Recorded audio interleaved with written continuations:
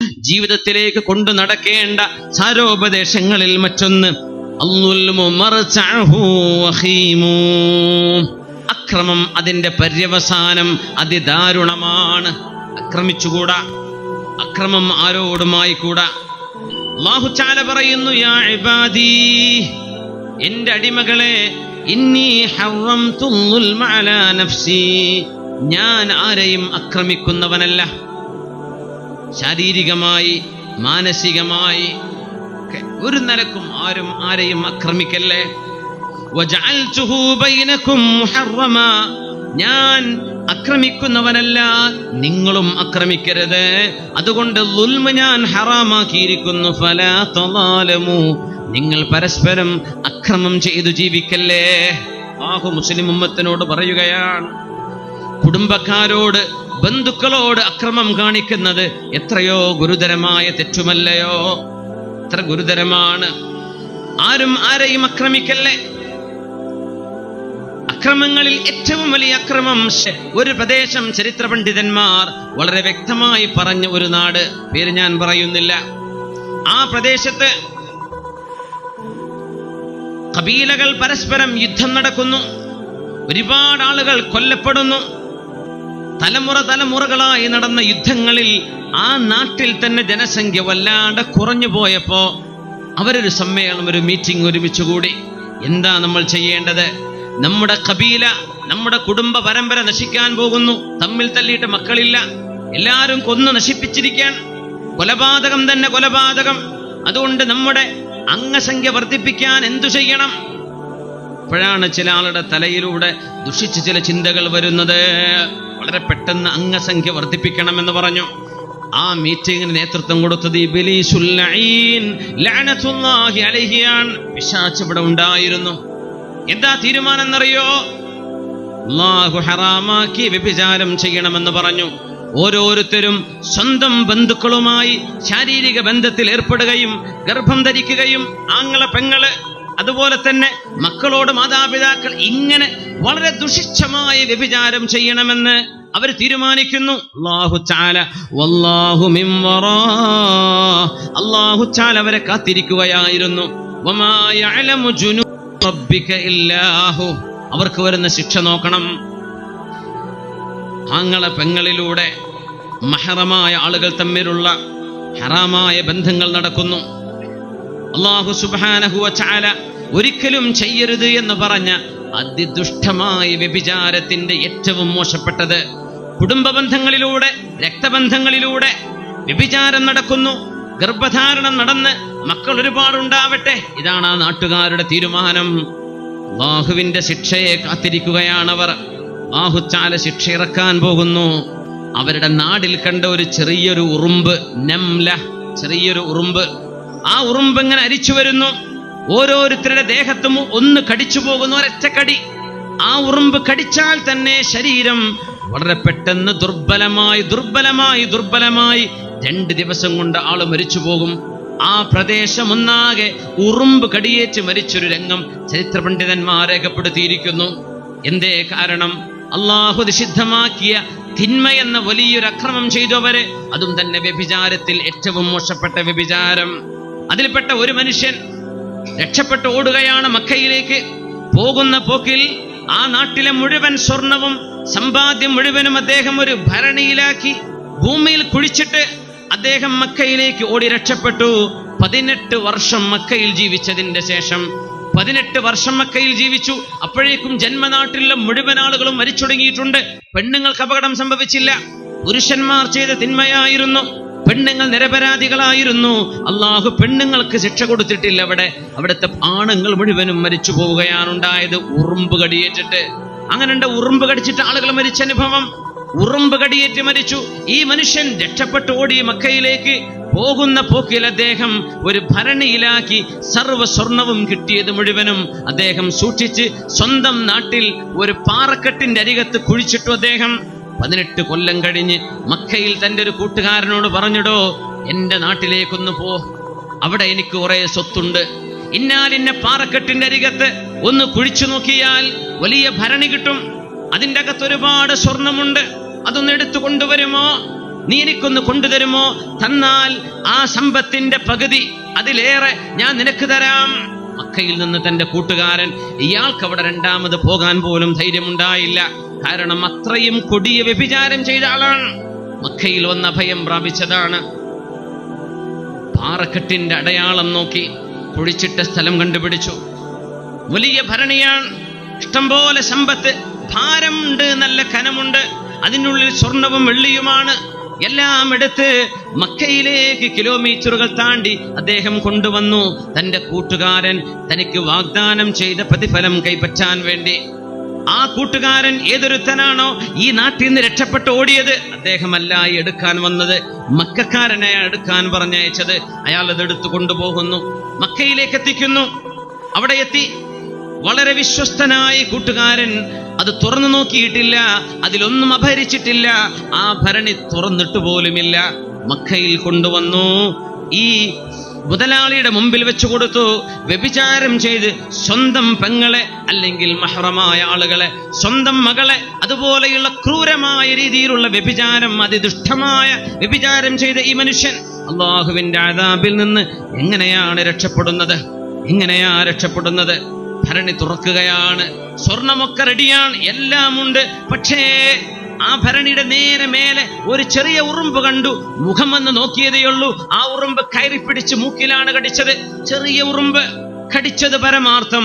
2 ദിവസമാണ് ആ മനുഷ്യൻ പിന്നെ ജീവിച്ചത്. തന്റെ നാട്ടുകാർ മുഴുവനും ഉറുമ്പിന്റെ കടിയേറ്റ് മടിച്ചു. എന്നാൽ അല്ലാഹു ഈ മനുഷ്യനെ രക്ഷപ്പെടുത്തിയോ? അയാൾ തൗബ ചെയ്ത് മടങ്ങിയിരുന്നില്ല. സമ്പത്ത് വേണമെന്ന മോഹം കൊണ്ട് അതെടുത്തു കൊണ്ടുവരാൻ ആളെ അയച്ചു. 18 കൊല്ലം, 18 വർഷമാണ് ആ ഉറുമ്പതിന്റെ ഉള്ളിൽ കഴിഞ്ഞത്. 18 കൊല്ലം, 18 വർഷം അതിന്റെ ഉള്ളിൽ കഴിയുകയും ഈ മനുഷ്യന്റെ സമയമായിരിക്കുന്നു, അള്ളാഹുവിന്റെ അദാബ് കിട്ടാൻ നേരമായിരിക്കുന്നു. ആ ഉറുമ്പ് മൂക്കിൽ കടിച്ചുകൊണ്ടാണ് അയാൾ മരിച്ചു പോകുന്നത്. തന്റെ നാട്ടുകാർ മുഴുവനും മരിച്ചുപോയ പോലെ. അള്ളാഹുവിന്റെ സൈന്യം ഏതൊക്കെ രീതിയിലാണ് വരുന്നത് എന്ന് അള്ളാഹുവിനല്ലാതെ മറ്റാർക്കും പറയാൻ കഴിയില്ല. മഹറമുകളായ ആളുകളെ, വിവാഹബന്ധം പോലും ഹറാമായ ആളുകളെ വ്യഭിചരിച്ച ഏറ്റവും ക്രൂരമായ ശിക്ഷ, അതിന് അല്ലാഹു നൽകുന്ന ശിക്ഷയായിരുന്നു ഒരു ഉറുമ്പിന്റെ കടി കൊണ്ട് അല്ലാഹു നശിപ്പിച്ചു കളഞ്ഞത്.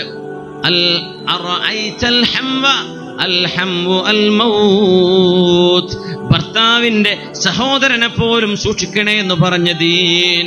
എങ്ങനെയാണ് ഇൻസെസ്റ്റ് എന്ന് പറയുന്ന ഏറ്റവും മോശമായ ഈ വ്യഭിചാര രീതി, ഏറ്റവും മോശമായത്, നമ്മുടെ ചെവികളിൽ കേൾക്കാൻ ഇഷ്ടപ്പെടാത്തത്, എന്നാൽ മദ്യപാനത്തിലൂടെയും അനാവശ്യമായ സിനിമകൾ കണ്ടിട്ടും അല്ലാതെയും എത്രയോ വീടുകളിൽ നമ്മൾ ഒരിക്കലും പറയാൻ ഇഷ്ടപ്പെടാത്തത്, കേൾക്കാൻ ഇഷ്ടപ്പെടാത്ത, ഏറ്റവും അല്ലാഹു വെറുക്കുന്ന ഏറ്റവും കഠിനമായ തെറ്റുകൾ നമ്മുടെ വീടുകളിൽ നടന്നുകൊണ്ടിരിക്കുന്നുണ്ടെങ്കിൽ തീർച്ചയായും അല്ലാഹുവിനെ പേടിക്കണേ. വമാ യഅലമു ജുനൂദ റബ്ബിക ഇല്ലാഹു. അതിൻ്റെ ഒക്കെ ശിക്ഷ വരുമ്പോൾ ഏത് സൈന്യമാണ്, ഉറുമ്പായിട്ടാണോ അല്ലാതെയാണോ അള്ളാഹുവിന്റെ സൈന്യം വരുന്നത് എന്ന് നമുക്കറിയാൻ കഴിയുകയില്ല. അക്രമിക്കല്ലേ, അള്ളാഹു പോവരുതെന്ന് പറഞ്ഞതിലേക്ക് പോവല്ലേ, അള്ളാഹു അടുക്കരുത് എന്ന് പറഞ്ഞതിലേക്ക് അടുക്കല്ലേ. അത് ദുൽമാണ്, അതിനാണ് അക്രമം എന്ന് പറയുന്നത്. അത് ഒരു തരം അക്രമങ്ങൾ വേറെയുമുണ്ട്. ആളുകളുടെ സമ്പത്ത് അപഹരിക്കുന്നത്, സ്വത്ത് അപഹരിച്ചെടുക്കുന്നത്, സ്ഥലക്കച്ചവടം നടക്കുമ്പോ കള്ളമായ രേഖകൾ ഉണ്ടാക്കി കൊടുക്കുന്നത്, ഒരാൾ സ്വന്തമാക്കുന്നു, പിന്നീട് അറിയുന്നു അത് വിറ്റ ആളിൻ്റേത് പോലും ആയിരുന്നില്ല ആ സ്ഥലം, മറ്റാരുടേതോ അല്ലെങ്കിൽ ഗവൺമെന്റിൻ്റേത്. ഇയാളത് വാങ്ങി കുടുങ്ങിപ്പോയിരിക്കുന്നു. ഞാൻ ആരോട് പറയും?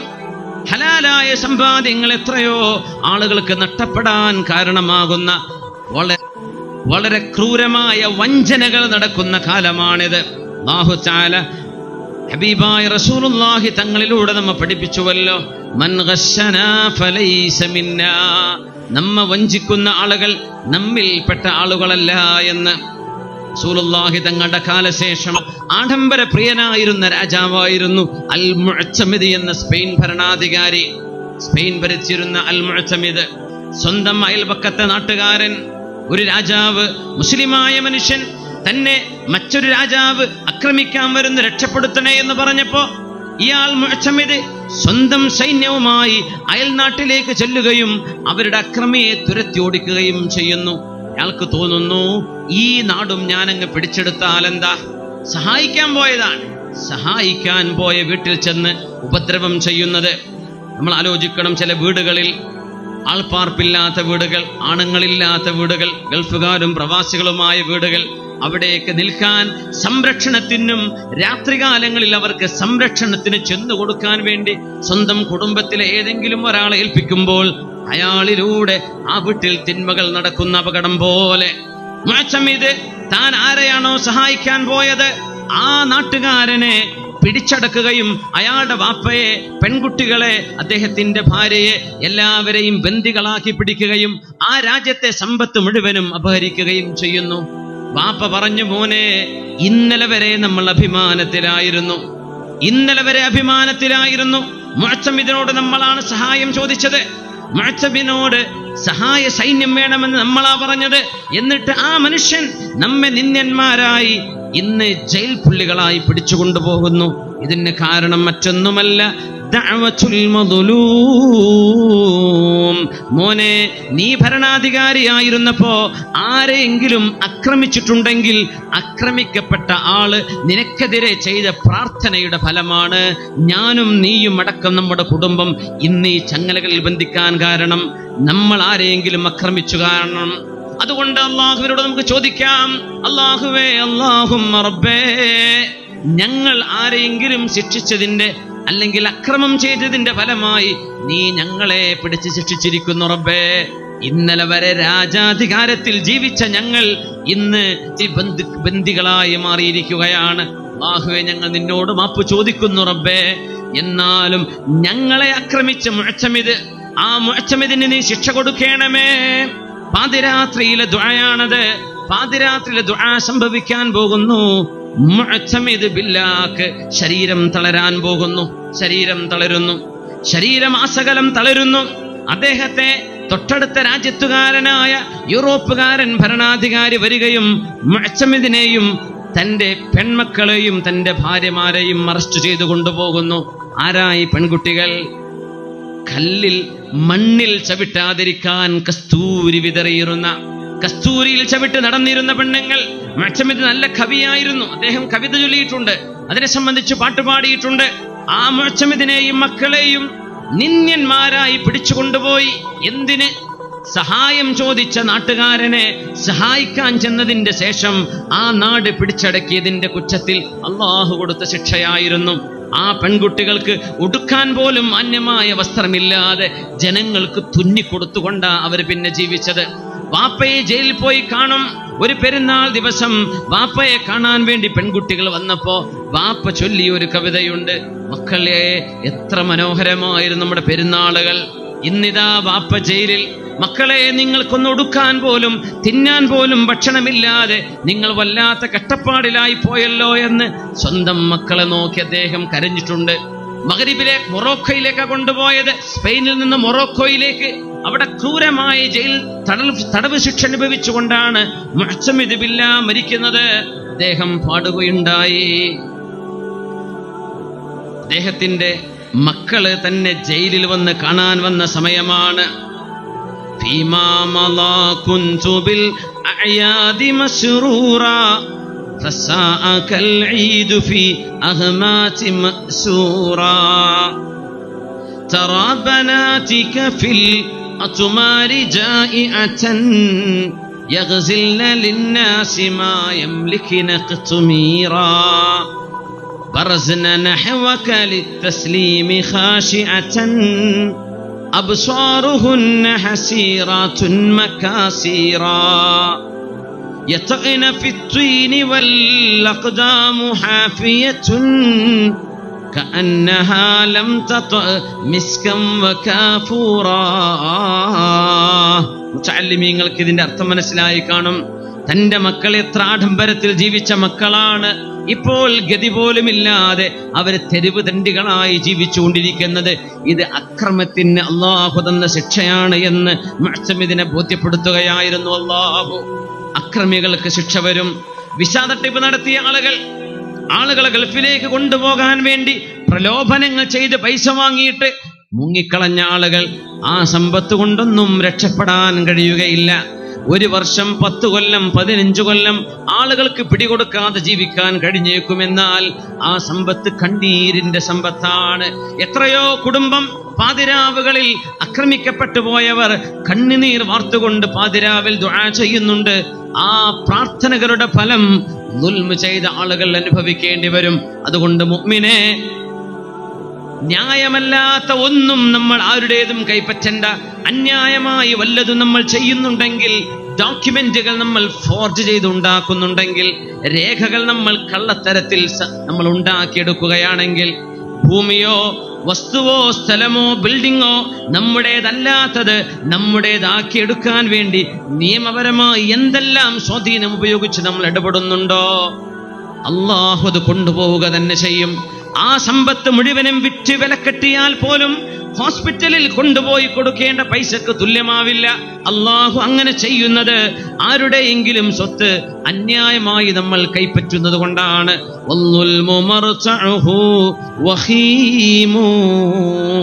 അക്രമത്തിന്റെ പര്യവസാനം വളരെ ദയനീയമാണ് എന്ന് മഹാനായ റസൂലുള്ളാഹി സ്വല്ലല്ലാഹു അലൈഹി വസല്ലം തങ്ങൾ പഠിപ്പിക്കുകയായിരുന്നു.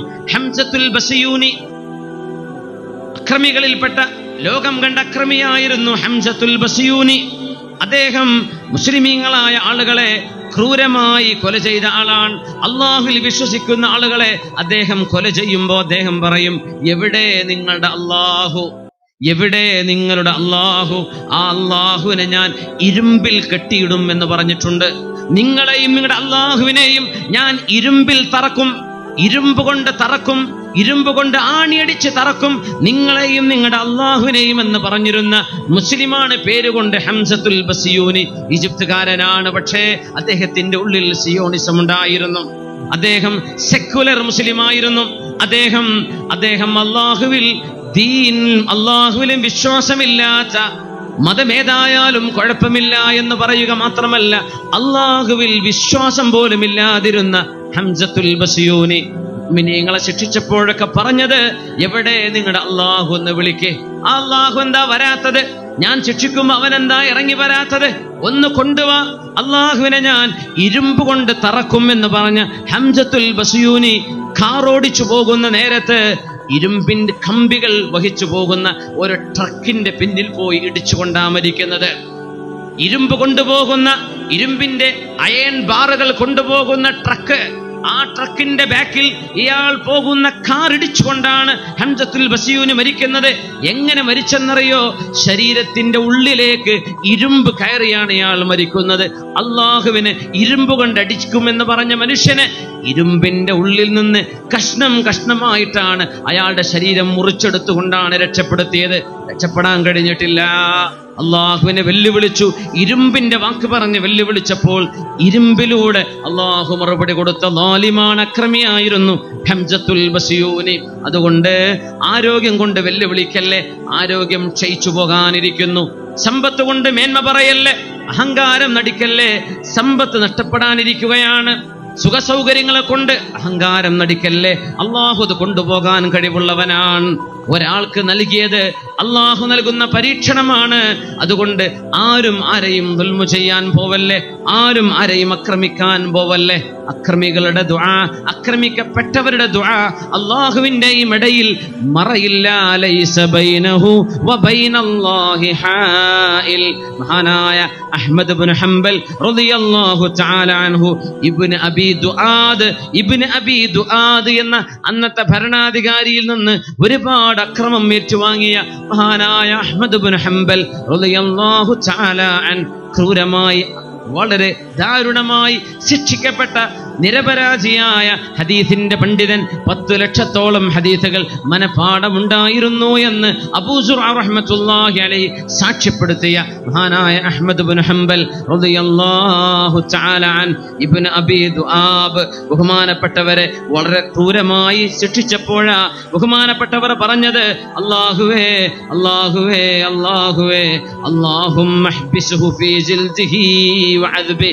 അല്ലാഹുവേ അല്ലാഹുവേ ആ മനുഷ്യന്റെ ശരീരത്തിൽ തൊലിയിൽ നീ അയാൾക്ക് ശിക്ഷ കൊടുക്കണമേ. പറഞ്ഞത് പരമാർത്ഥം. ഇബ്നു അബീ ദുആബിന്റെ ശരീരം പകുതി ഭാഗം പാരലൈസ് ആയിപ്പോയി, പകുതി ഭാഗത്തിന് അനക്കമില്ല. അനക്കമുള്ള പകുതി ഭാഗത്തിൽ ഒരു ഈച്ച വന്നിരുന്നാൽ അയാൾ പറയുമായിരുന്നു. സ്പെയിൻ മുസ്ലിമീങ്ങളുടെ കയ്യിലേക്ക് വരുന്നു. സ്പെയിനിന്റെ ഭരണാധികാരിയായിരുന്ന അൽ മുഅ്തമിദ്, സ്പെയിനിന്റെ ഒരു ഈച്ച ഇരുന്നാൽ, എന്നാൽ അനക്കമില്ലാത്ത ഭാഗത്ത് മുറിച്ചു കൊണ്ടുപോയാൽ പോലും അറിയില്ല. അങ്ങനെ പാതി ജീവനിൽ ജീവിച്ചുകൊണ്ട് ഇബ്നു അബീ ദുആബ് മരിക്കുന്നത്. അദ്ദേഹം പറയുമായിരുന്നു, അസ്വാബത്നി ദഅവതു അഹ്മദ് ഇബ്നു ഹംബൽ, അസ്വാബത്നി ദഅവതു Ahmad ibn Hanbal. Ahmad ibn Hanbal എന്ന ഇമാമിന്റെ പ്രാർത്ഥനയാണ് എനിക്ക് സംഭവിച്ചു പോയത്. മഹാന്മാരായ ആലിമീങ്ങൾ, പണ്ഡിതന്മാർ കേടായി പ്രാർത്ഥിച്ചു പോയാൽ, അള്ളാഹുവിനെ ഭയപ്പെടുന്ന ആലിമീങ്ങൾ കേടായി ദുആ ചെയ്തു പോയാൽ അത് ജീവിതകാലം മുഴുവനും പിന്തുടർന്നു കൊണ്ടിരിക്കും. അള്ളാഹു കാത്തു രക്ഷിക്കട്ടെ, നമുക്ക് സംരക്ഷണം നൽകട്ടെ. അഹ്മദ് ഇബ്നു ഹംബൽ റളിയല്ലാഹു തആല അൻഹു ആക്രമിക്കപ്പെട്ടു പോയപ്പോ ആ ആക്രമിക്കപ്പെട്ട പ്രാർത്ഥനയാണ് ഇബ്നു അബീ ദുആബിന്റെ ജീവിതത്തിൽ ശരീരം തളർന്നു പോകുന്ന സുഖമായി അത് പുലരാൻ കാരണമെന്ന് ചരിത്ര പണ്ഡിതന്മാർ എഴുതി വെച്ചിട്ടുണ്ട്. ലാ തുളിമന്ന ഇദാ മാ കുൻത മുഖ്തദിറാ വൽദുൽമു ആഖിറുഹു യുഫ്ളി ഇലൻ നജമി تنام عينيك تنام عينك والمظلوم منتبه يدعو عليك وعين الله لم تنمي. ആരെയും ആക്രമിക്കാൻ പോവല്ലേ, ആരെയും അന്യായമായി പീഡിപ്പിക്കാനോ അന്യരുടെ സമ്പത്തെടുക്കാനോ പിടിച്ചു പറിക്കാനോ ചിന്തിക്കല്ലേ. അള്ളാഹു അക്രമികളുടെ കൂടെയല്ല, ആക്രമിക്കപ്പെടുന്നവരുടെ കൂടെയാണ്. അതുകൊണ്ട് മനസ്സിലാക്കുക, അള്ളാഹുവിന്റെ സംരക്ഷണം അക്രമികൾക്കില്ല. അക്രമം ചെയ്യാതിരിക്കാം. അള്ളാഹു നമുക്ക് തൗഫീഖ് നൽകട്ടെ. നമുക്ക് ജീവിതത്തിൽ കൊണ്ടു നടക്കേണ്ട സാരോപദേശങ്ങളിൽ അവസാനമായി ഒന്നുകൂടെ പറയാനുള്ളത്, അള്ളാഹുവിന്റെ പ്രതീക്ഷയിൽ, അള്ളാഹുവിന്റെ റഹ്മത്തിൽ നിരാശയാവാതിരിക്കാം. ഒരിക്കലും നിരാശപ്പെടല്ലേ. ലാ യയസു മിർ റൗഹില്ലാഹി ഇല്ലൽ ഖൗമുൽ കാഫിറൂൻ. അവിശ്വാസികളല്ലാതെ അള്ളാഹുവിന്റെ റഹ്മത്തിൽ നിന്ന് നിരാശപ്പെടുകയില്ല. നിരാശപ്പെടല്ലേ. തിന്മകൾ ചെയ്തവരാണെങ്കിൽ അള്ളാഹുവിനോട് റഹ്മത്തിന് പ്രതീക്ഷിക്കണം. അള്ളാഹു നമുക്ക് പുറത്തു തരട്ടെ. ദഅവത്ത് ചെയ്യുന്ന ആളുകൾ, പ്രബോധനം ചെയ്യുന്ന ആളുകൾ, പ്രഭാഷണം ചെയ്യുന്ന ആളുകൾ, ജനങ്ങളെ ദീനിലേക്ക് ക്ഷണിക്കുന്ന ആളുകൾ നിരാശപ്പെടരുത്. ആളുകൾ എന്താ നന്നാവാത്തത്, ആളുകൾ എന്താ പറഞ്ഞത് കേൾക്കാത്തത്, മനുഷ്യന്മാരെന്താ നന്മയിലേക്ക് വരാത്തത്? നിരാശപ്പെടല്ലേ. എന്തുകൊണ്ട്? മഹാനായ പ്രവാചകൻ സയ്യിദുനാ നൂഹ് നബി അലൈഹിസ്സലാം നിരാശപ്പെട്ടില്ലല്ലോ. 950 വർഷം ദഅവത്ത് ചെയ്തിട്ട് കൂടെ കൂടിയ ആളുകൾ 12 പേരാണെന്ന് അല്ല, 80 പേരാണ്. അതിലപ്പുറം ചരിത്രത്തിൽ രേഖപ്പെടുത്തിയിട്ടില്ല. 950 കൊല്ലം പ്രബോധനം ചെയ്തിട്ട് 80 ആളുകളെ കിട്ടിയാൽ അതിന്റെ അർത്ഥം ഓരോ 85 കൊല്ലം കഴിയുമ്പോഴും ഒരാൾ ഇസ്ലാമിലേക്ക് വന്നു എന്നതിനർത്ഥം 85 കൊല്ലത്തിൽ ഒരാൾ, ഓരോ 85 കൊല്ലവും ഒരാൾ വീതം. അത്രയാണ് നൂഹ് നബി അലൈഹിസ്സലാമിന്റെ ദഅവത്തിൽ ആളുകൾ വന്നത് ഇസ്ലാമിലേക്ക്. എന്നിട്ട് പോലും ക്ഷമയോടെ ദഅവത്ത് ചെയ്ത മഹാനായ നബിയുല്ലാഹി നൂഹ് അലൈഹിസ്സലാം അള്ളാഹുവിന് മക്കളെ നന്മയിലേക്ക് വിളിക്കും. മക്കൾ നന്നാവാണ്ടിരിക്കുമ്പോ ഉമ്മ നിരാശപ്പെടല്ലേ. എന്റെ മക്കൾ നിസ്കരിക്കുന്നില്ല, എന്റെ മക്കൾ പറഞ്ഞത് കേൾക്കുന്നില്ല, എന്റെ മക്കൾ നന്നാവുന്നില്ല, നിരാശപ്പെടല്ലേ. അള്ളാഹുവിനോട് പറയിൻ, ദുആ ചെയ്തു കൊടുക്കിൻ, അള്ളാഹു നമ്മുടെ മക്കളെ നന്നാക്കി തരട്ടെ. നിരാശപ്പെടലിൻ. അൻതാക്കിയയിലേക്ക് വദ്രിബ് ലഹും മസലൻ അസ്ഹാബൽ ഖറിയ എന്ന് സൂറത്തു യാസീനിൽ പറഞ്ഞ അൻതാക്കിയയിലേക്ക് 3 നബിമാരെയാണ്, അല്ലെങ്കിൽ ഈസ നബിയുടെ 3 ദൂതന്മാരെയാണ് അള്ളാഹു പറഞ്ഞയച്ചത്. ആരാ മുസ്ലിമായത്? ഒരാളൊഴികെ, ഹബീബുൻ നജ്ജാർ റഹ്മത്തുള്ളാഹി അലൈഹി. ബഹുമാനപ്പെട്ടവർ മുസ്ലിമായി ജനങ്ങളെ പ്രവാചകന്മാരുടെ കൂടെ നിന്ന് വിളിച്ചു നോക്കി. എന്നാൽ ആ ജനങ്ങൾ ചെയ്തത് ആ നന്മ ചെയ്ത മഹാമനുഷ്യനെ കൊലപ്പെടുത്തുകയാണ്. അദ്ദേഹം ഷഹീദായി മരിക്കുന്നു. പക്ഷെ എന്തോ ഒരു മനോഹരമായ മരണം. ബഹുമാനപ്പെട്ടവർ എന്താ പറഞ്ഞത്? യാ ലൈത ഖൗമി യഅലമൂൻ ഖീല ദഖുലിൽ ജന്ന قال يا ليت قومي يعلمون بما غفر لي ربي وجعلني من المكرمين. എനിക്ക് അല്ലാഹു പുറത്തു തന്നതും എന്നെ അല്ലാഹു സ്വർഗ്ഗത്തിലേക്ക് കടത്തിയതും എന്നെ കൊന്ന ആളുകളെന്ന് അറിഞ്ഞിരുന്നുവെങ്കിൽ ആര് പറഞ്ഞു? മഹാനായ ഹബീബുൻ നജ്ജാർ റളിയല്ലാഹു അൻഹു അൻതാകിയ എന്ന തുർക്കിയിലെ ഒരു പട്ടണത്തിലേക്ക് 3 ദൂതന്മാർ വന്നിട്ട് അവരോടൊപ്പം നിന്ന് ഹബീബുൻ നജ്ജാറിനെയും ഈ 3 പ്രവാചക ദൂതന്മാരെയും കൊല്ലാൻ ശ്രമിച്ച നാട്ടുകാർ, എന്നിട്ട് പോലും ജീവിച്ചിരിക്കുമ്പോഴും മരിച്ചപ്പോഴും ജനങ്ങളെ നന്മയിലേക്ക് ക്ഷണിച്ച മഹാനാണ് സ്വാഹിബു യാസീൻ, യാസീനുകാരൻ എന്നറിയപ്പെടുന്ന മഹാനായ ഹബീബുൻ നജ്ജാർ റളിയല്ലാഹു അൻഹു മരിച്ചപ്പം പറയാണ്, റബ്ബേ നീ എനിക്ക് സ്വർഗം തന്നുവല്ലോ റബ്ബേ, അതെന്റെ നാട്ടുകാർ അറിഞ്ഞിരുന്നുവെങ്കിൽ അവരെ നന്നായേനെ എന്ന് കൊതിച്ചുപോയ ഹബീബുൻ നജ്ജാർ റളിയല്ലാഹു അൻഹുവിനെ യാസീൻ സൂറത്തിൽ അല്ലാഹു നമുക്ക് പരിചയപ്പെടുത്തിയിട്ടുണ്ട്. നിരാശപ്പെടലിൻ, ജനങ്ങളെ ദഅവത്ത് ചെയ്യുമ്പോ ആളുകളെ അല്ലാഹുവിലേക്ക് ക്ഷണിക്കുമ്പോ നിരാശപ്പെടലിൻ, ജീവിതത്തിൽ മൊത്തത്തിൽ നിരാശപ്പെടലിൻ. കപ്പൽ കയറി യാത്ര പോയ ഒരു കടൽ യാത്രക്കാരന്റെ കഥ നമ്മുടെ ആലിമീങ്ങൾ രേഖപ്പെടുത്തിയിട്ടുണ്ട്. അദ്ദേഹം വഴിതെറ്റി ഒരു ദ്വീപിലേക്ക് എത്തിപ്പെട്ടപ്പോ അദ്ദേഹം ചിന്തിച്ചു പോയി, 3 ദിവസം ഭക്ഷണം കിട്ടാതെ, അന്നം കിട്ടാതെ, വെള്ളം കിട്ടാതെ, ഒന്നും കിട്ടാതെ ഒരു വിജനമായ ദ്വീപിൽ അകപ്പെട്ടപ്പോ ആ മനുഷ്യൻ പറയാണ്, ഇദാ ശാബൽ ഗുറാബു അതൈതു അഹ്ലി, കാക്കക്ക് വെളുപ്പ് നിറമാവുകയാണെങ്കിൽ ഞാൻ എൻ്റെ നാട്ടിലെത്തും, എൻ്റെ കുടുംബത്തെ കാണാനൊക്കും. ഗൾഫിൽ നിന്നൊക്കെ എത്രയോ കൊല്ലമായി നാട്ടിലേക്ക് വരാൻ പറ്റാത്ത ആളുകളുണ്ട്.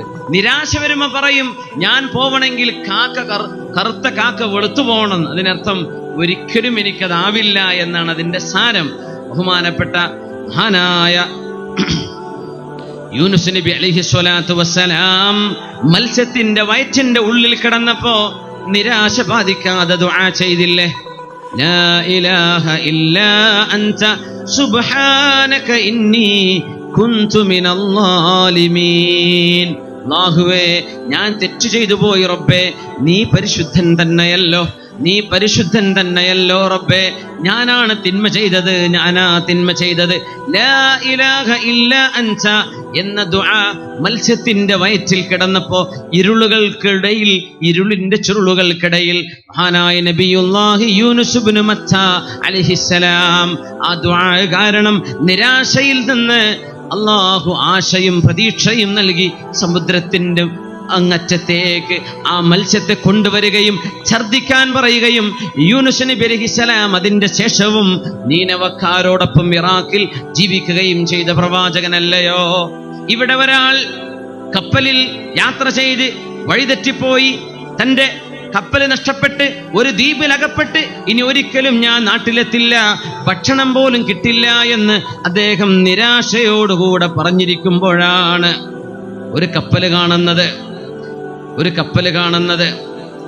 ആ കപ്പൽ ഇങ്ങനെ കണ്ടു തുടങ്ങുമ്പോഴേ ആരോ തന്റെ മുമ്പിൽ ഇങ്ങനെ വിളിച്ചു പറയുന്ന പോലെ, അസൽ കർബുല്ലദീ അംസൈത ഫീഹി യകൂനു വറാഅഹു ഫറജുൻ ഖരീബു. നിങ്ങളകപ്പെട്ട ഈ പ്രയാസത്തിൽ അല്ലാഹു നിങ്ങൾക്ക് ആശ്വാസം തരും. നിങ്ങളകപ്പെട്ട ഈ പ്രയാസത്തിൽ അല്ലാഹു നിങ്ങൾക്ക് ആശ്വാസം തരും. ആരായി വിളിച്ചു പറയുന്നത്? ആളെ കാണുന്നില്ല. നോക്കുമ്പോഴാണ് ഒരു കപ്പൽ ഇങ്ങനെ പ്രത്യക്ഷപ്പെട്ടു തുടങ്ങുന്നത്. ആ കപ്പൽ അരികത്തേക്ക് വരുന്നു. അദ്ദേഹം കൈ കാണിച്ചു കൊടുക്കുന്നു, വസ്ത്രം കൊണ്ട് വീശിക്കൊടുക്കുന്നു. കപ്പിത്താൻ കപ്പലിനെ ദ്വീപിലേക്ക് അടുപ്പിക്കുന്നു. ഈ മനുഷ്യൻ ആ കപ്പലിലേക്ക് കയറാൻ പോകുന്ന നേരത്ത് കപ്പലിൽ ആരോ പാടിക്കൊണ്ടിരിക്കുന്നത് ഇയാൾ ഇങ്ങനെ കേൾക്കുന്നു. അസാ ഫറജുൻ യഅതി ബിഹില്ലാഹു ഇന്നഹു ലഹു കുല്ലു യൗമിൻ ഫീ ഖലീഖതിഹി അംറു ഇദാ ലാഹ ഫാരിജുൻ ഇദാ ലാഹ ഉസ്റുൻ يسرا فإنه فرج يسرا فإنه قضى الله أن العسر يتبعه اليسر عسى فرج يأتي به الله إنه തീർച്ചയായും അല്ലാഹു ആണല്ലോ പ്രയാസങ്ങൾ നീക്കിത്തരുന്നത്. ലഹു കുല്ല യൗമിൻ ഫീ ഖലീഖതിഹി അംറു, അവന്റെ സൃഷ്ടികളിൽ അല്ലാഹുവിന് ഓരോരോ തീരുമാനങ്ങൾ ഓരോ ദിവസവും അല്ലാഹു എടുക്കുന്നുണ്ട്. ഇദാ ലാഹ ഉസ്റുൻ ഫർജു യുസ്റൻ ഫഇന്നഹു, പ്രയാസങ്ങൾ വരുമ്പോൾ ആശ്വാസം വരണേ എന്ന് പ്രതീക്ഷിക്കണം. ഖദല്ലാഹു അന്നൽ ഉസ്റ യത്ബഉഹുൽ യുസ്റു, അല്ലാഹു തീരുമാനിച്ചുവല്ലോ പ്രയാസങ്ങൾക്ക് ശേഷം അല്ലാഹു ആശ്വാസം നൽകുമെന്ന്. ഫഇന്ന മഅൽ ഉസ്രി യുസ്റാ, ഇന്ന മഅൽ ഉസ്രി യുസ്റാ. ഈ കവിത ഇങ്ങനെ ചൊല്ലിക്കൊണ്ടിരിക്കുന്നു. താൻ ആഗ്രഹിച്ചതും ഇത് തന്നെയാണ്, തന്നോടാരോ പറഞ്ഞതും ഇതേ ആശയം തന്നെയാണ്. അസൽ കറുബുല്ലദീ അംസൈത ഫീഹി യകൂനു വറാഅഹു ഫറജുൻ ഖരീബു. തനിക്ക് ജീവിതത്തിൽ ഒരിക്കൽ പോലും രക്ഷപ്പെടാൻ കഴിയില്ല എന്ന് വിചാരിച്ചിടത്തേക്കാണ് അല്ലാഹു ഒരു കപ്പൽ കൊടുത്തയക്കുന്നത്. ആ കപ്പൽ കയറി അയാൾ നാട്ടിലേക്ക് രക്ഷപ്പെടുന്നു. അല്ലാഹു ചെയ്തു കൊടുത്ത പണിയായിരുന്നു അത്. അല്ലാഹു സുബ്ഹാനഹു വ തആല അവന്റെ റഹ്മത്ത് എപ്പോഴും സത്യവിശ്വാസികളുടെ കൂടെയുണ്ട്. നിരാശപ്പെടല്ലേ, അല്ലാഹുലേക്ക് കൈയുയർത്തി റബ്ബിനോട് ചോദിക്കിൻ. അല്ലാഹു ജല്ല ജലാലുവിനോട് പ്രയാസങ്ങൾ നീക്കിത്തരാൻ ആവശ്യപ്പെടിൻ. പ്രയാസങ്ങൾ അല്ലാഹു നീക്കിത്തരും. അല്ലാഹു തആല നമുക്കതിന് തൗഫീഖ് നൽകട്ടെ.